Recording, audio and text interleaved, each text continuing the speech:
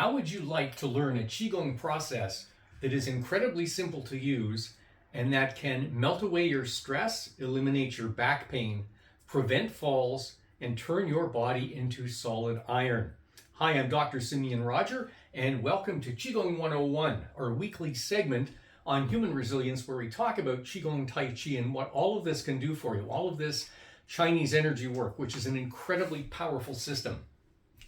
So today we're going to be talking about something which, as you've seen in the title, is variously translated as embracing the tree, standing like a post, which is actually the literal translation of the Mandarin Zhanzhuang.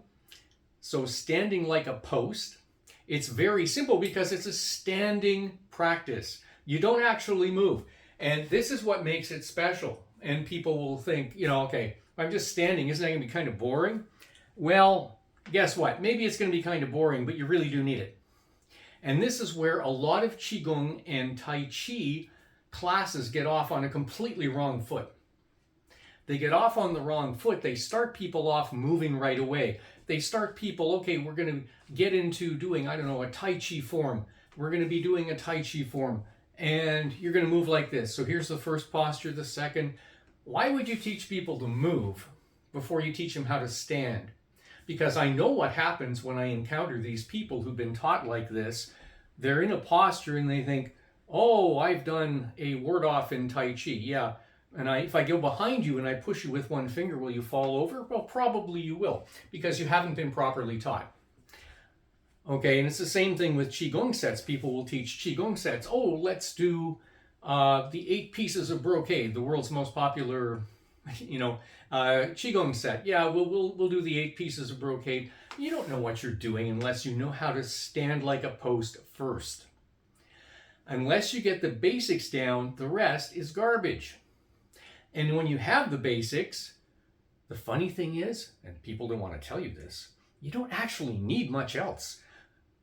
There's actually a martial art, each one, it's a division of Xingyi, that does very little other than standing practice, which seems crazy, but they do, and they get incredible results. So how are we going to do this? Well, let's learn the actual posture first. Let's get right into it so you can do this yourself. It's not that difficult. So this posture, as I said, is often referred to as embracing the tree because your arms are in front of you at shoulder level and it looks like you're hugging a tree. Now, there are Taoist practices, by the way, that do exchange energy with trees, but this has nothing to do with it. Okay, unrelated to that, which is probably why it's better to say it's, called standing like a post. So here we go. How do you get into this posture? Very simple. Just stand like you normally would. Just stand there. Don't care how. Now, from the ground up, move your feet to a little past shoulder width apart. A little. Not much. You want your feet to be pointing forward. There's a reason for that. We'll get to it. You want your knees to be slightly bent. So slightly bend your knees, meaning don't lock them. Okay, slightly bend your knees. You definitely don't want your knees going over your toes, over past your toes. So if you're looking down and you see that your toes are here and your knees are out here, then you want to bend them back. Okay? Because that just puts unwanted strain on the knee. You don't want that. So, next thing, you want to unlock your pelvis. Very critical. Athletes know all about this because when you unlock your pelvis and allow it to fall forward, you get extremely good balance. So what does that mean? It means that all day long in the West, we tend to walk around with our butts hanging out, okay, sticking out this way. And what we want to do, back up a little so you can see it, is allow the tailbone to curve down. So when the tailbone curves down a little bit, when we unlock that pelvis and just allow it to fall, it falls into its proper place, its proper alignment. Another way to get into that is if you think of standing and you think of putting your buttocks out as far back as you can, then as far forward as you can, and then just allow it to drop to somewhere in the middle. Okay?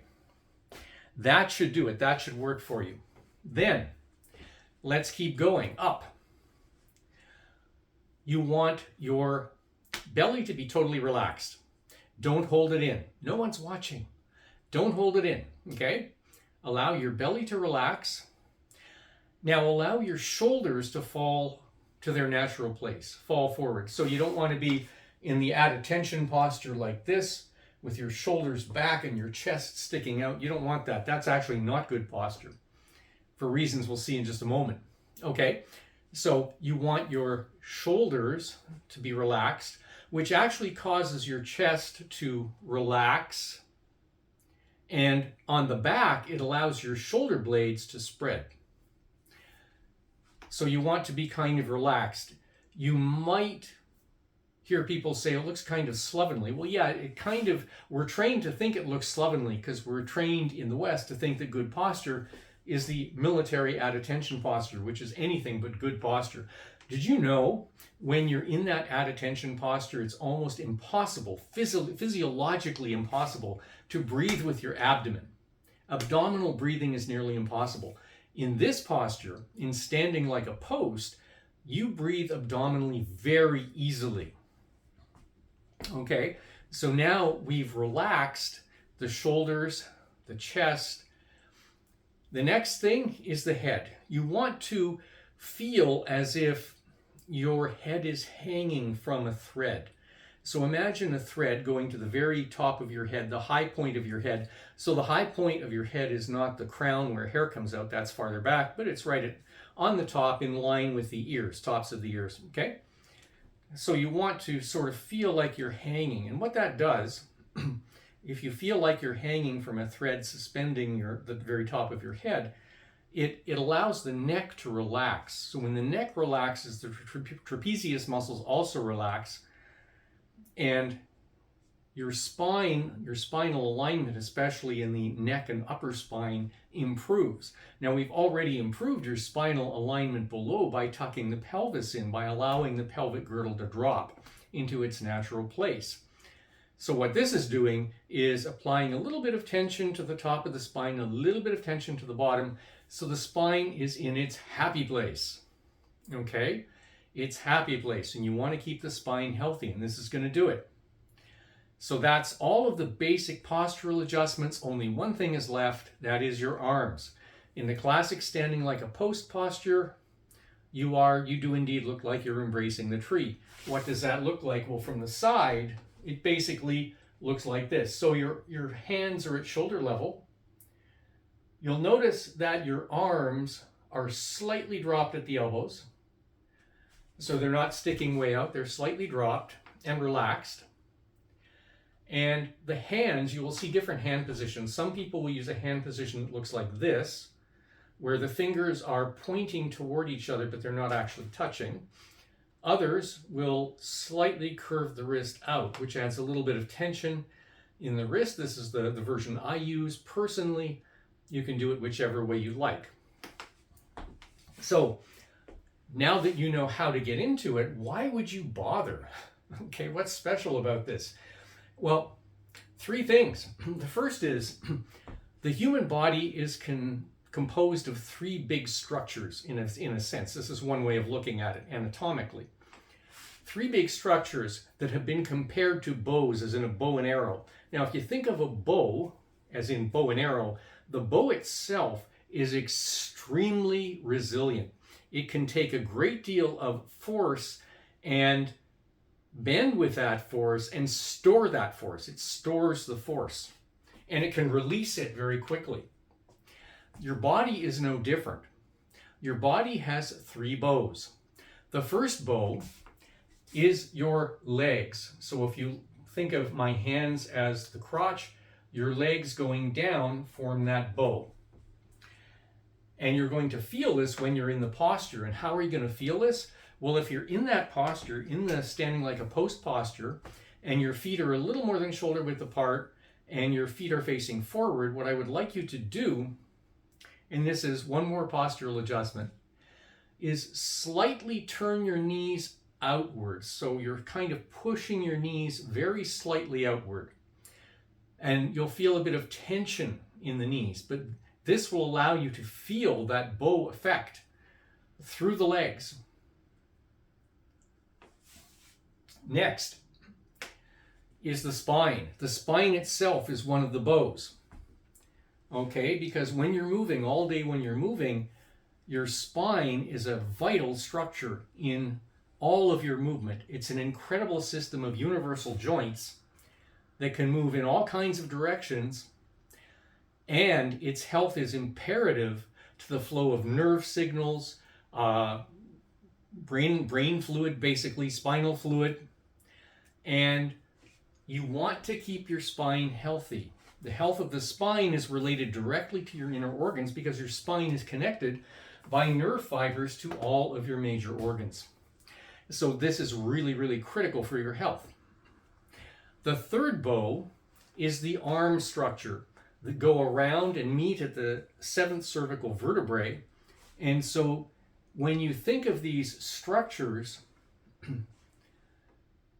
during the day, when you're moving during the day, if you think of these structures, you're going to have far better posture and you're going to prevent accidents, specifically falls, but other types of accidents as well. Now, here's the cool thing. As I've said, this is number 2, secret number 2. This allows abdominal breathing. You can easily do abdominal breathing when you're doing this, whether it's normal abdominal breathing or reverse breathing, doesn't matter. We're not going to bother with talking about those right now. And here's the third secret. Especially interesting to you if you happen to do Tai Chi. Guess what? Every single posture in Tai Chi, of any type of Tai Chi, whether it's Yang style, Chen style, Wu style, doesn't matter, okay? Any Tai Chi posture is nothing but a variation of this. Every single posture. So if you get into any posture, any Tai Chi posture, let's say you're in Yang style, single whip. Okay, you're in a Yang style single whip posture, basically. What does it take to get back to embracing the tree? Nothing. You're there. The whole thing, every posture, when you get in the final phase of any Tai Chi posture, you realize it is precisely this. It's a spin on a version of standing like a post. And that's why when you're in those postures, you want to be able to feel the 3 bows consciously. Okay, all that's interesting and an aside, but it's also critical because now you begin to understand the significance. If you want really good posture, which is critical to your health, you want to know what this posture is. So how do you use this? Well, simple. You stand. You just stand. Get in the posture and hold it. And it doesn't matter what else you're doing. You can go watch the sunset, go watch television. It doesn't matter. But you want to stand in the posture. And when you're doing that, there are a couple tricks. First of all, start with a limited amount of time, maybe 5 to 10 minutes. Okay, not more. Certainly, yeah, you can be extreme, and some people do an hour a day or something, but you don't need to do that to get results. Okay, the second thing is when you're in the posture, be flexible. Don't be super rigid. Don't think, okay, I've got to freeze. I can't allow myself to move. No, mentally check the postural adjustments from time to time. Just home in on one of them. It might be the knees. It might be the tailbone, the hips. It might be the head. Do I feel like I'm hanging from a thread? Is my neck relaxed, right? It could be any of those. It could be anything, right? Just check in on all those postural adjustments from time to time and make slight adjustments. It's okay. There's no need to be rigid. It's not the end of the world. The other thing is, if you're doing, more than 5 minutes, in fact, even less than 5 minutes if you're new to this, you're going to find the first thing that goes are your arms. Your arms can probably only take this for so long. At a certain point, it's okay to make the decision, I'm going to allow the arms to drop. Okay, and I'm going to allow them to drop in such a way that basically I go from here to here. Okay, no problem. That's okay too. You're still doing a variation of standing like a post. And then bring your arms back up when you're able to. And that's it. Standing posture, try this. Try it for 5 to 10 minutes a day for 7 days straight. And see what happens. And get back to me. Let me know what you found. Okay? And don't forget, link in the description below to Extreme Personal Effectiveness, where we talk about all things related to human resilience. I'm Dr. Simeon Roger, and we will see you next time, meaning tomorrow, for a different video, but next week for the second installment of Qigong 101. That's it for now. We'll see you soon.